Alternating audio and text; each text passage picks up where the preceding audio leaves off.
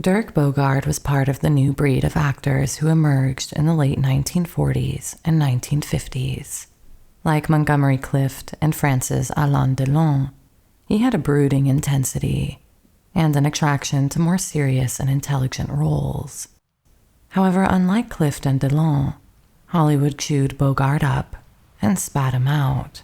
The British star then set out on an unconventional career in European cinema, becoming one of the most admired and acclaimed actors of the 20th century. He used his roles to enormous political and social effect. All the while, he was secretly living a life that he could never publicly admit to, and he knew Hollywood would tear his mystery open. This is the story of the edgy, revolutionary, and dangerous Dirk Bogarde. Welcome to Hollywood Mysteries.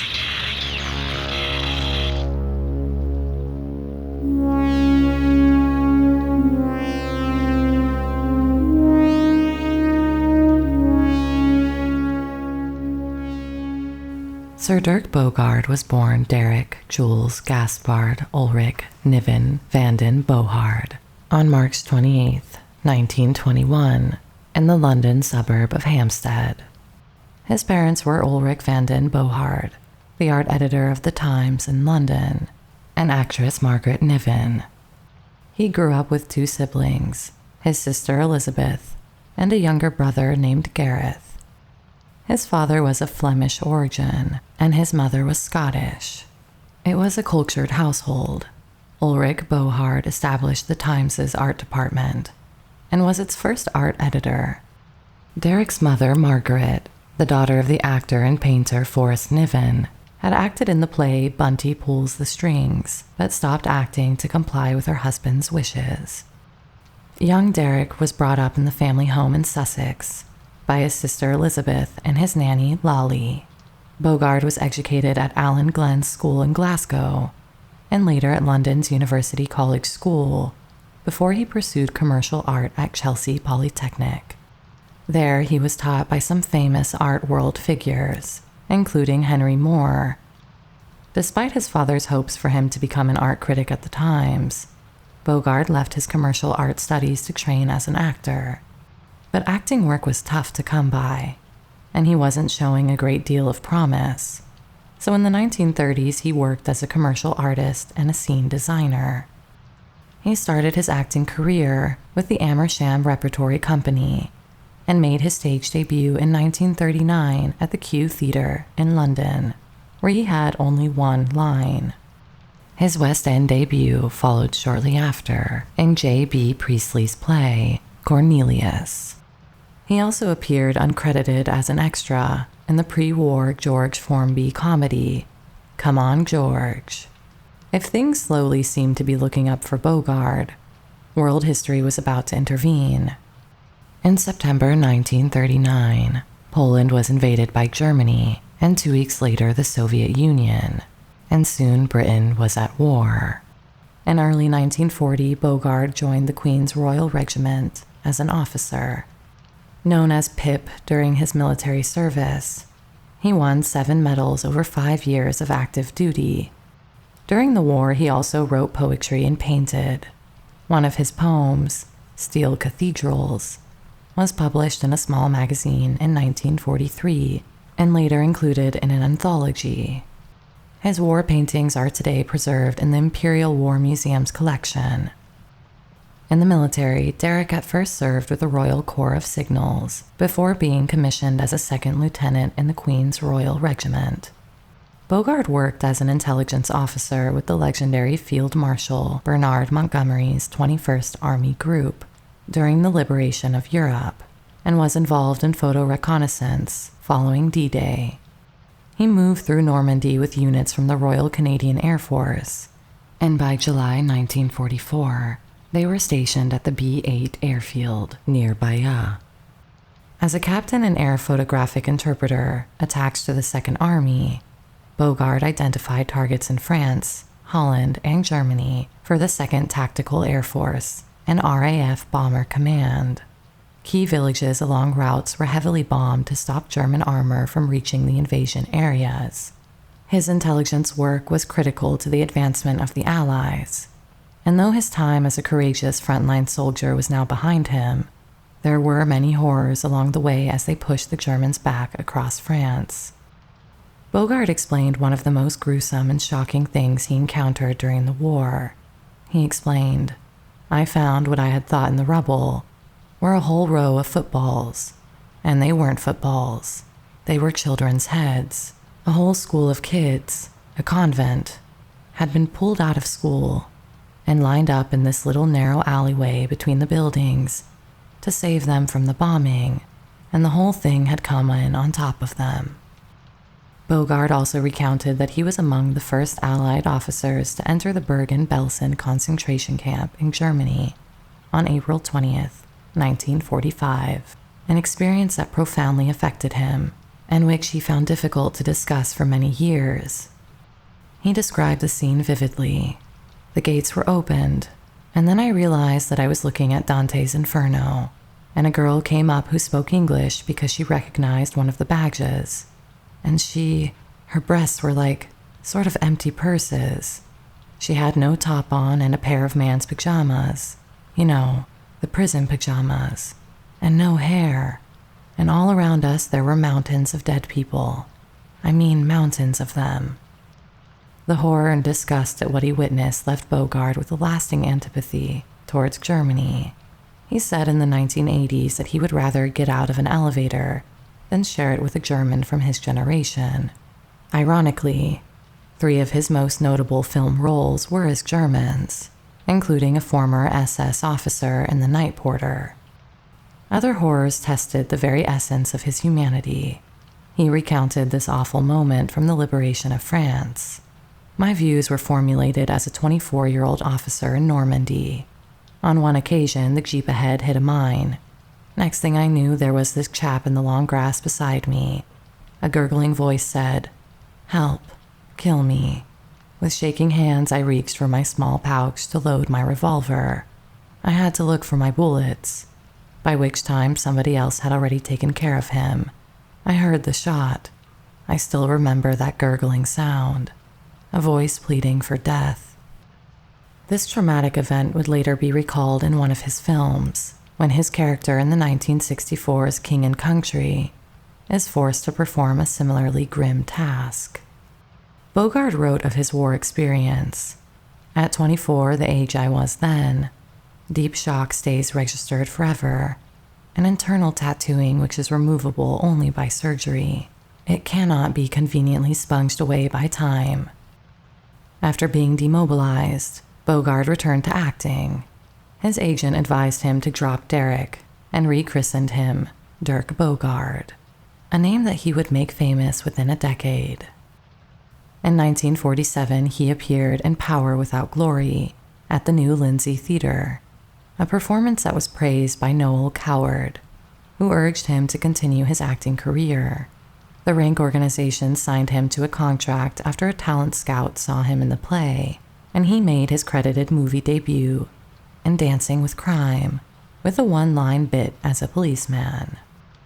His first lead in any movie came later that year, when Wessex Films, distributed by Rank, gave him a part in the proposed Stuart Granger film, Sin of Esther Waters. When Granger dropped out, Bogarde took over the lead. Rank subsequently signed him to a long-term contract, and he appeared in a variety of parts during the 14 years he was under contract to the studio. One of Bogarde's earliest starring roles was in the 1949 film Once a Jolly Swagman, where he played a daring speedway ace, riding for the Cobras. This was filmed at New Cross Speedway in southeast London during the post-war years, in which speedway was the biggest spectator sport in the UK. Bogarde was under the wing of the prolific independent film producer Betty Box, who produced most of his early films and was instrumental in creating his matinee idol image. For 3 years, he had toiled in Rank movies as an apprentice actor, without making much of a ripple. Then in 1950, he was given the role of young hood Tom Riley in the 1950 crime thriller The Blue Lamp. The title comes from the blue-colored light on police call boxes in London. This was the most successful British film of 1950, which established Bogarde as an actor of note.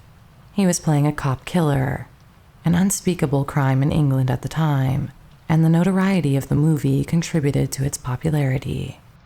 The character was the first of the intense neurotics and fascinatingly charismatic villains that Bogarde would often play. Over the next 3 years, he also portrayed an accidental murderer in Hunted, a young wing commander and appointed in London, and in Desperate Moment, he was a wrongly imprisoned man who finds new hope when he discovers his sweetheart, my Zetterling, is still alive. Bogarde continued to perform on stage, including a stint in the West End in Jean Anouilh's Point of Departure. Nonetheless, his performances made him nervous, and his fame led to being mobbed by fans, which he found uncomfortable. Indeed, he became a major heartthrob. Teenager Olwen Evans, a shorthand typist from Kent, won a date with him through the Daily Mirror's Teen Queen contest. This was a thrilling prize, winning an evening with one of Britain's most eligible bachelors. However, if Olwen's charms had failed to attract Bogarde's interest, she need not have taken it personally. By this time, he was already in the most important and enduring relationship of his life, but no one knew anything about it. The pressures of public attention became too much, especially as he struggled with stage fright. During a 1955 touring production of Summertime, he faced aggressive crowds at the stage door, and some fans even disrupted his performance by shouting at him. He would only appear in one more play, the 1958 Oxford Playhouse production of Jezebel. After this, he chose not to return to the stage, despite receiving lucrative offers. Bogarde first worked with American expatriate director Joseph Losey in The Sleeping Tiger. At that time, Losey, a declared Stalinist and communist, had moved to England after being blacklisted in Hollywood for refusing to direct The Woman on Pier 13 at RKO Pictures, owned by the staunch anti-communist Howard Hughes, and following accusations against him by the House Un-American Activities Committee. At first, Bogarde was hesitant to work on a low-budget film with a blacklisted director. Losey, unfamiliar with Bogarde until his name came up for the film, met with him and persuaded him to watch one of his previous movies. Impressed, Bogarde agreed to take the role at a reduced fee, even though Losey was not originally credited as the director due to his blacklist status. A decade later, they would collaborate on powerful films that became landmarks in both of their careers. But in fact, it was not drama but comedy that elevated Dirk Bogarde to stardom. His breakthrough role as Dr. Simon Sparrow in the 1954 comedy Doctor in the House catapulted him to the forefront of English cinema. The film featured Kenneth More and Donald Sinden, with James Robertson Justice playing their irascible mentor. The project was initiated by Betty Box, who discovered the book's potential during a lengthy train ride and envisioned it as a film. Doctor in the House was a massive success, becoming one of Britain's most beloved films, and drawing 17 million viewers in its first year. Bogarde, portraying Sparrow, quickly became a national heartthrob and the leading British movie star of the mid-1950s. Bogarde, now dubbed the idol of the Odeons, due to his box office draw, was considered for the role of Jimmy Porter in Look Back in Anger by producer Harry Saltzman and director Tony Richardson. This play began the angry young man movement and the kitchen sink school of 1950s English drama. Bogarde was also set to portray T.E. Lawrence in a film written by Terence Rattigan and directed by Anthony Asquith. After a year of preparation, the project was abruptly canceled for budgetary reasons, leaving Bogarde and his collaborators deeply disappointed. Having ended his contract with Rank, Bogarde moved to Hollywood to portray Franz Liszt in Song Without End. This film was inspired by the 1945 success of A Song to Remember, which focused on Frédéric Chopin. The project languished in development for years. It wasn't until 1952 that studio head Harry Cohn officially announced the production, which then underwent several more years of script revisions and censorship compliance before finally moving forward. Cohn initially brought on his friend Oscar Saul and appointed William Dieterle as the director. However, due to delays related to production and casting that lasted 3 years, Saul withdrew from the project. In 1955, Columbia announced that Gottfried Reinhardt was tasked with creating a new screenplay. By 1958, veteran producer William Gutz took charge, bringing Oscar Millard on board as a screenwriter. Ultimately, Charles Vidor was assigned to direct, and he used elements from all 3 screenwriters' drafts. The script continued to be revised even during filming. Filming finally began, but it was not long before there was another setback, this time a tragic one. On June 4th, 1959, Charles Vidor passed away from a heart attack. Bogarde felt a sense of relief, hoping this might lead to the film's cancellation. The atmosphere on set had been tense, especially for Capucine, who was acting for the first time and found Vidor's harsh and aggressive direction tough going. Georges Cukor was then brought in to complete the film, immediately lifting spirits and making major changes. He replaced cinematographer James Wong Howe with Charles Lang, altered the costumes, and even had Anna Lee dub over Patricia Morrison's dialogue. Cukor also made the decision to abandon Liszt's iconic long hair, opting instead for a look more reminiscent of Elvis Presley. Cukor declined to take a directing credit and left it all to Vidor, even though Vidor had barely contributed 15% of the movie before his passing. Song Without End has been lauded as among the finest biopics in terms of its musical content, and noted for its skillful use of classical music throughout. The film won the Best Music Score Academy Award for Morris Stoloff and Harry Suckman, and won the Golden Globe Award for Best Motion Picture Musical. Both Bogarde and Capucine received Golden Globe nominations, and the film claimed the title of Best Film Musical at the 18th Golden Globe Awards. Aside from this, critics were not impressed with this film, and it was something of a disaster at the box office.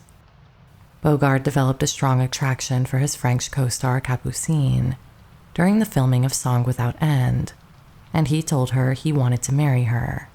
Capucine was, like Bogarde, bisexual, but she had a preference for women, and she also suffered from bipolar disorder. While their relationship did not lead to marriage, it evolved into a lasting friendship. This relationship was reportedly Bogarde's only serious romantic involvement with a woman, though he maintained close friendships with many women, including Judy Garland, his co-star, and I Could Go On Singing.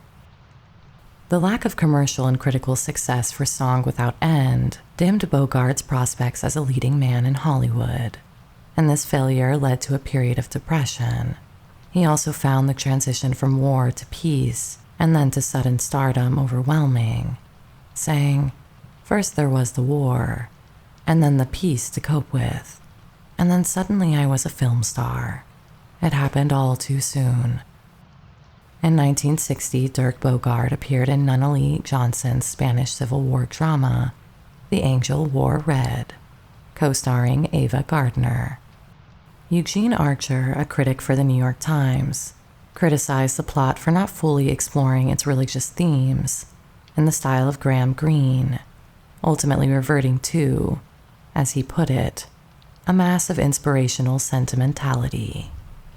According to MGM Records, the film only grossed $410,000 in the US and Canada, and $525,000 internationally, meaning it made a major financial loss of $1,500,000.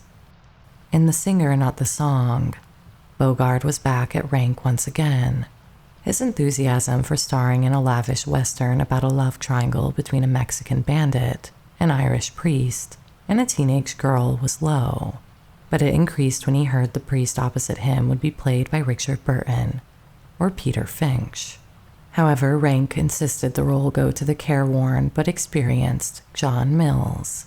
Bogarde was so opposed to Mills playing the priest that he warned director Roy Ward Baker, "I promise you, if Johnny plays the priest, I will make life unbearable for everyone concerned."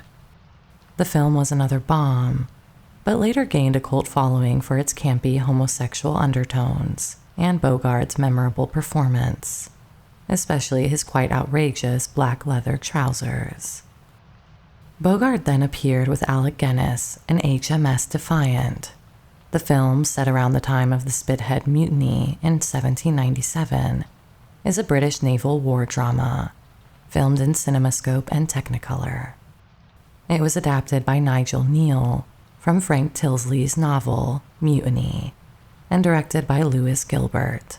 The film premiered at the Odeon, Leicester Square, in London's West End on February 22, 1962. In the early 1960s, Bogarde chose to leave behind his highly successful career in mainstream cinema to focus on more complex art house films. This was a shocking shift to his fans at the time. He had always been a matinee idol, and if anything, his destiny seemed to be a return to Hollywood to play glamorous leading men. But Bogarde was craving something more fulfilling, and he wanted to test himself in difficult roles. His next project would be one of the most difficult and controversial films in the history of British cinema, and one which would change the country forever. The film in question was Basil Dearden's groundbreaking film, Victim, which was the first British film to address the persecution of homosexuals with sympathy. Victim, a black and white thriller, revolves around gay men being blackmailed with the threat of exposure and imprisonment. This was a very bold subject, especially considering that it was released 6 years before the Sexual Offences Act was passed. It was less than a decade since the legal travesty and tragic death of Alan Turing, following his conviction for homosexuality, and only 60 years since the very public and painful destruction of Oscar Wilde for the exact same reasons. There was no certainty that the British public were ready to watch a film like Victim with an open mind. The role of Farr was first offered to Jack Hawkins, who withdrew. James Mason and Stuart Granger also turned down the role, before it was offered to Bogarde by Earl St. John of Pinewood. According to a letter from producer Michael Relf to co-writer Janet Green, Bogarde eagerly accepted the role, in spite of the obvious dangers to himself. The film was almost guaranteed to put a spotlight on his own bachelorhood, and questions would be raised about his sexuality, and they were questions he would not be able to answer truthfully without incriminating himself. The film was notable for being the first British film to actually use the word homosexual. Prior to this, the rare mentions of gay people in British cinema had been communicated exclusively through slurs. Victim is credited with contributing to the eventual passage of the 1967 Sexual Offences Act, which essentially legalized homosexuality in England. Lord Arran, who introduced the bill that led to the act, later publicly thanked Bogarde for his bravery in accepting such a challenging and potentially harmful role, saying, "It is comforting to think that perhaps 1 million men are no longer living in fear." Upon its release in 1961, the film's subject matter was a challenge for critics. This was particularly because press baron Lord Beaverbrook, owner of several major newspapers, virtually prohibited discussing homosexuality in a positive light, even in the context of film reviews. The Evening Standard's lead film critic, Alexander Walker, was advised by his deputy editor to ignore the film, advice which he did not take. Instead, he praised Bogarde's performance. At last, after years of playing paper-thin parts in paperweight films, Dirk Bogarde has a role that not only shows what a brilliant actor he is, but what a courageous one he is too. This acclaim was then echoed by other critics, and Bogarde attracted a new, more discerning audience. His decision to pursue more meaningful roles cost him many of his previous fans, but Bogarde was no longer interested in being just a commercial movie star. Like Burt Lancaster, he was focused on evolving as an actor and an artist. Victim was not shown in mainstream theaters in the US because the Production Code Administration refused to classify it due to its positive depiction of homosexuality, and most theaters wouldn't screen films without the PCA's seal of approval. However, Bogarde was proud of the film and believed it helped alter public discussion about homosexuality. Though Bogarde publicly denied being homosexual during his career, he later admitted to having a long-standing relationship with his manager, Anthony Forwood. They first met in 1939, when Forwood was a theatrical manager, who later married and then divorced actress Glenys Johns. Forwood eventually became not only Bogarde's friend, but also his life partner, and in 1968 the couple moved to France. There they purchased and restored a 15th century farmhouse near Grasse in Provence. Dirk Bogarde's filmography is not for the faint-hearted, so we've picked out 3 of his most fascinating and controversial movies currently on Amazon.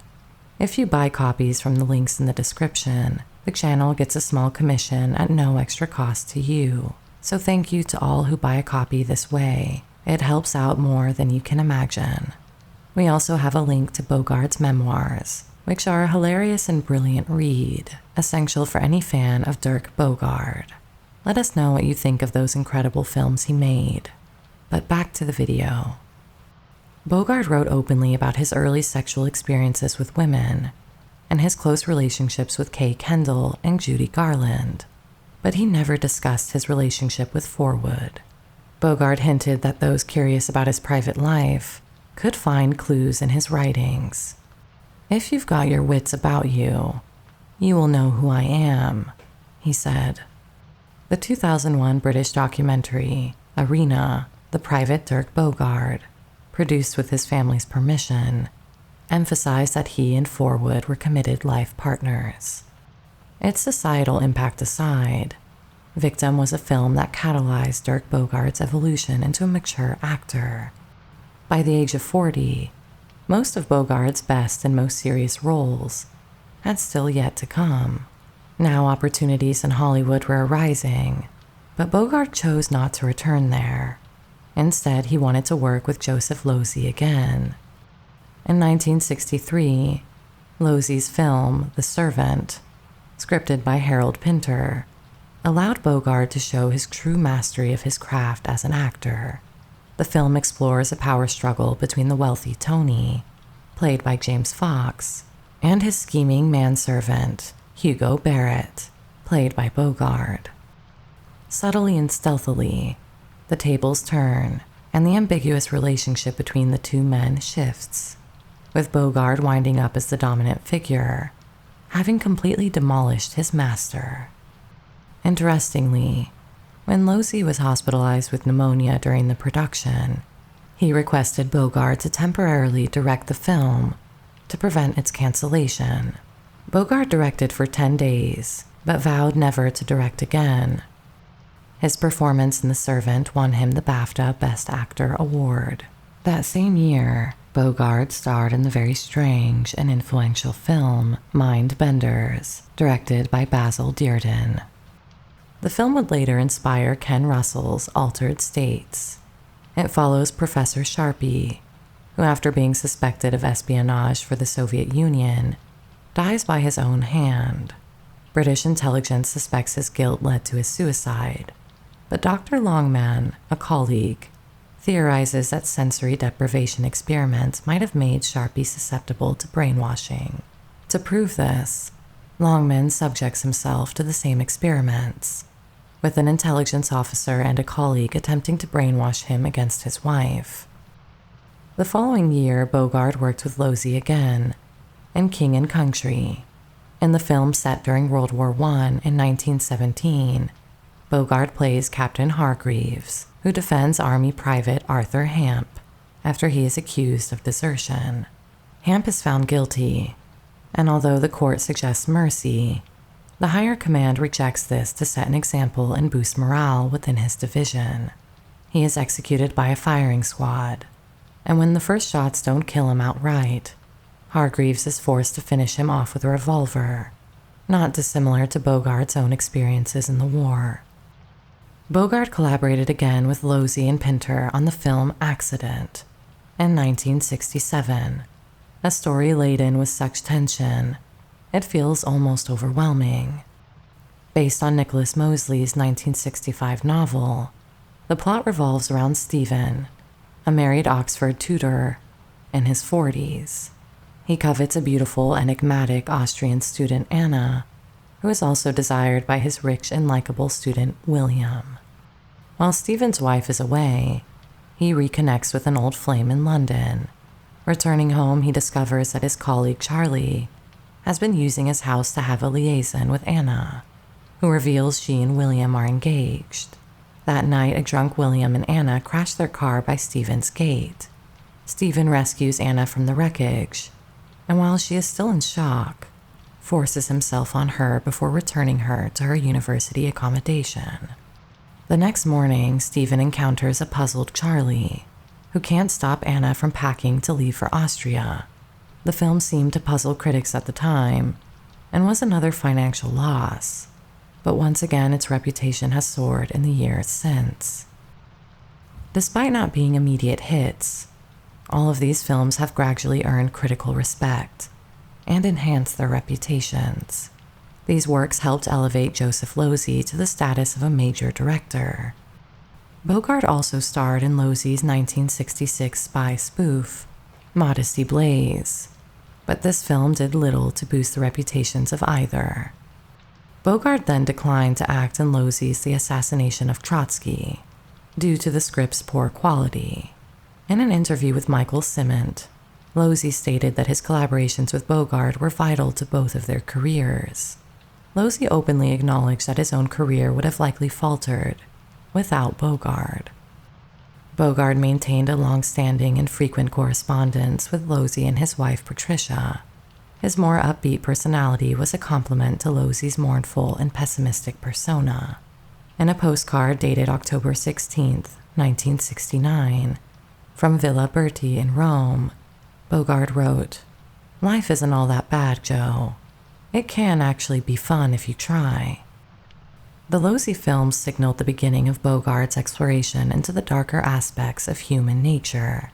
Bogarde co-starred with Julie Christie in John Schlesinger's Darling in 1965, which won Christie an Oscar for Best Actress and catapulted her to stardom in the 1960s.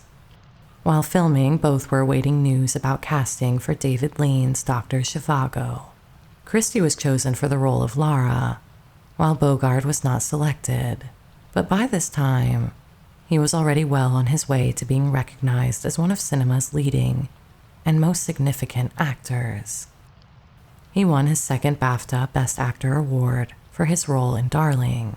Bogarde went on to star in major films like The Fixer, in which co-star Alan Bates received a Best Actor Academy Award nomination. Then he starred in two films for Luchino Visconti, The Damned in 1969 and Death in Venice 2 years later.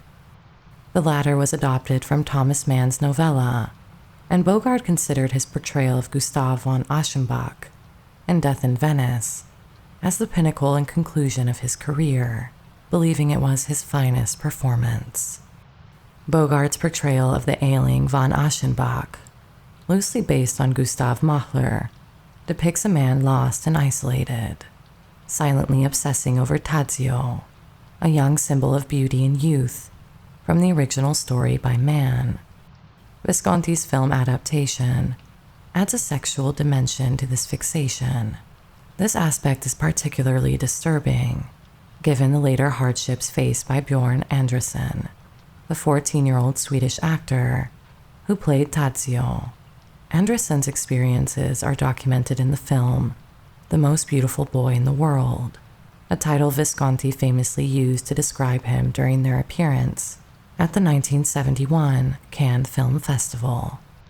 For the movie's climax, von Aschenbach undergoes a grotesque transformation with white-faced powder, rosy lips, and jet-black hair.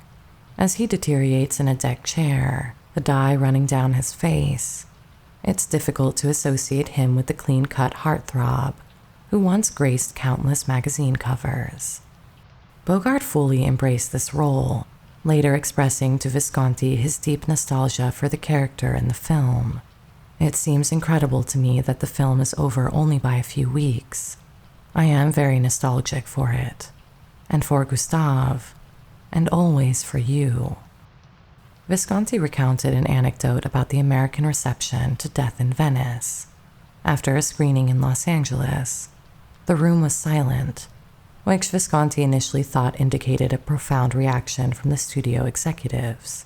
However, it turned out their silence was due to shock. A nervous executive eventually broke the silence, asking about the film's music. Visconti responded that Gustav Mahler composed it, prompting the executive to exclaim, "Just great. I think we should sign him." The Damned, on the other hand, was a highly controversial film about a wealthy German industrialist family dealing with the Nazis after their rise to power in 1933. The heir is the perverse Martin, played by Helmut Berger, and the plot follows his own decadence and depravity, which works as a mirror to German society at that time. The Damned received global praise upon its release. It was nominated for Best Original Screenplay at the 42nd Academy Awards, and was listed as one of the top foreign films of 1969 by the National Board of Review. Helmut Berger was lauded for his portrayal of Martin, a ruthless sexual deviant who manipulates his depraved desires to further his sinister goals. The film ranked as the 10th most popular release at the French box office in 1970. In the early 1970s, The Damned was broadcast on CBS during late-night slots. Due to extensive cuts due to censorship, a network executive humorously suggested renaming it to The Darned.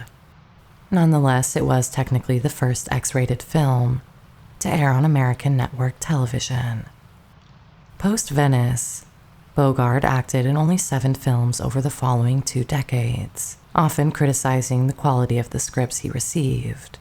He turned to writing to fulfill his artistic expression, lamenting the futility of excelling in films that did not succeed commercially. It is pointless to be superb in a commercial failure, and most of the films which I had deliberately chosen to make in the last few years were, by and large, just that. Or so I am always informed by the businessmen.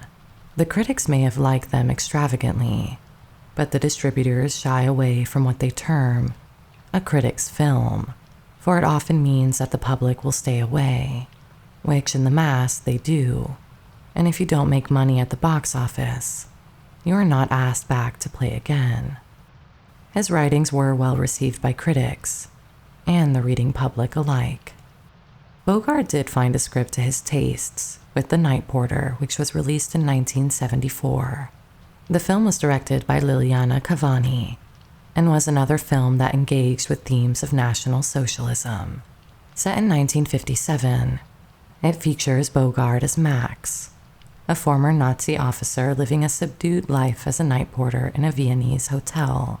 His past catches up with him when Lucia, a concentration camp political prisoner, portrayed by Charlotte Rampling, arrives at the hotel. They reignite a complex, sadomasochistic relationship that started in the camp. The film is charged with peculiar intensity. Lucia, paradoxically, finds meaning in her connection with Max. Neither can escape the memories of their terrible past, which seem to be linked to their mutual degradation. Cavani was astonished by Bogarde's performance in The Servant, and when the opportunity arose to make her own film, she knew she wanted him for the role. She told the BBC, "He gave a performance made of subtlety and skill, so when I was able to make my film, I wanted only him. She met Bogarde at his home in France, where she immediately recognized him as the ideal actor for Max. They spent an evening together, conversing in French over dinner and whiskey. Rather a lot of whiskey, it seems. The next day, even though Bogarde barely remembered their discussion, he agreed to take on the role.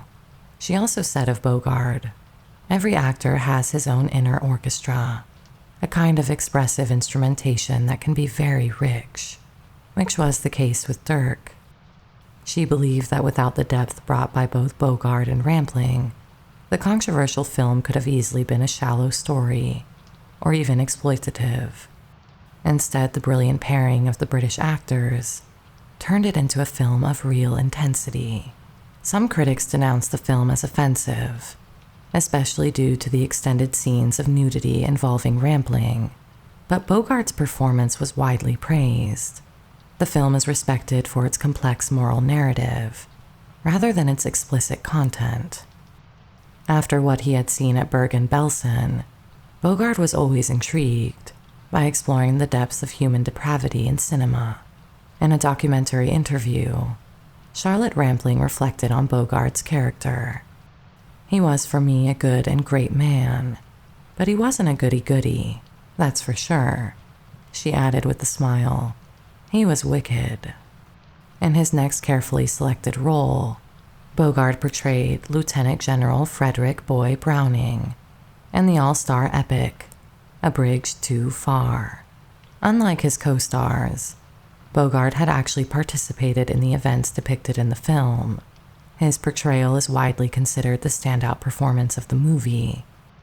That same year, he appeared in Alain René's critically acclaimed Providence, alongside John Gielgud.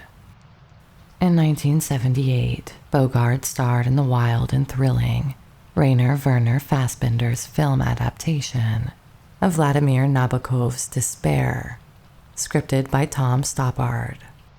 Bogarde's portrayal of Hermann Herrmann, a 1930s German businessman who descends into madness amidst the rise of fascism, once again received high praise. Bogarde found working with Fassbinder rewarding. He saw similarities between Fassbinder and Visconti. Fassbinder, a rare breed of fast-living film director, would not make it out of his 30s due to his copious intake of drugs. He was also openly gay, and his films were highly explicit in their portrayal of homosexuality, something which might not have been possible had Bogarde turned down Victim back in the early 1960s. Following his collaboration with Fassbinder, Bogarde only acted 4 more times, twice in films and twice on television. He was nominated for a Golden Globe for his role as Ronald Dahl in the Patricia Neal story in 1981, and then won great reviews for his performance as Jane Birkin's father in Bertrand Tavernier's Daddy Nostalgia from 1990, which was his final film. Bogarde was known for his irreverence and comfort with taboo topics. It seems he was driven not by a desire to provoke, but to genuinely adventure into lesser-seen sides of human nature.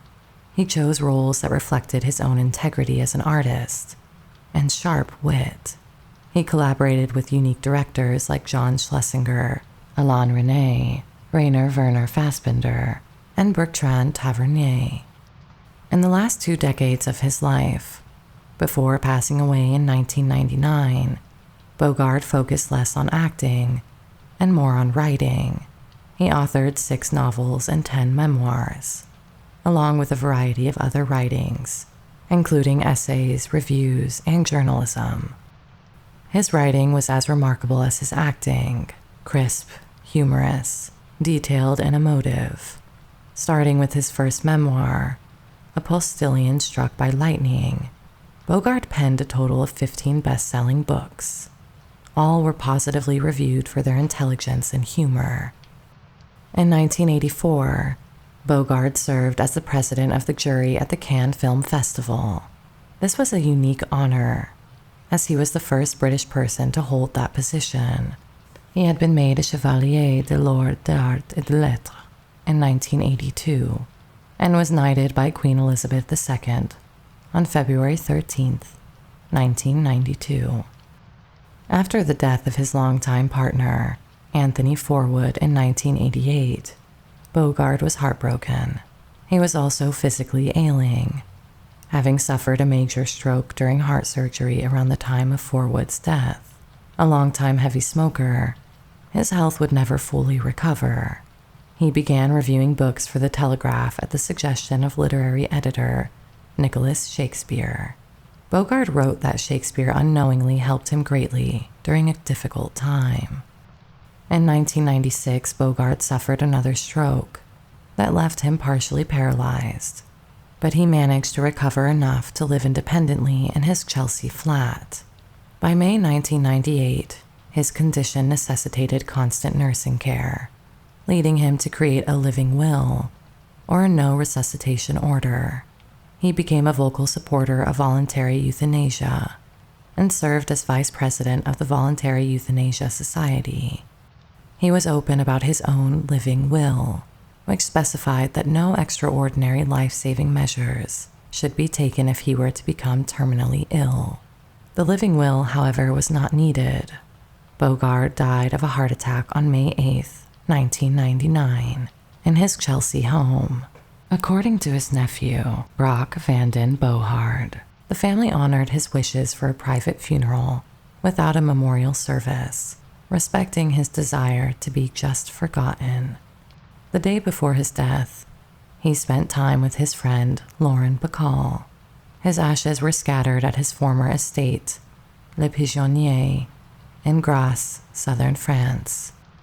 Margaret Hinksman, writing an obituary for The Guardian on May 10, 1999, remarked, "At his peak and with directors he trusted, Joseph Losey, Luchino Visconti, and Alain Resnais, Dirk Bogarde was probably the finest, most complete actor on the screen." Bogarde's success as a film actor was attributed to his intimate relationship with the camera. He believed that an actor's gaze, the look, was crucial to film acting, more so than the perfect line delivery. His look was truly special, but so was his commitment to acting in the roles he truly loved. Today, there seems to be no one quite like Dirk Bogarde.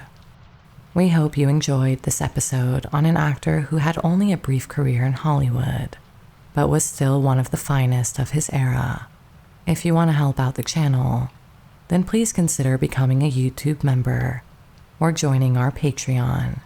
Starting from $1 a month, you'll get access to exclusive content.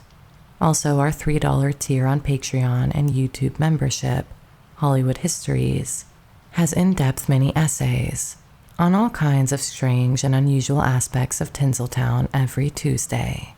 Or if you join our Lana tier for 3 months, you can request a video on a Hollywood star of your choice.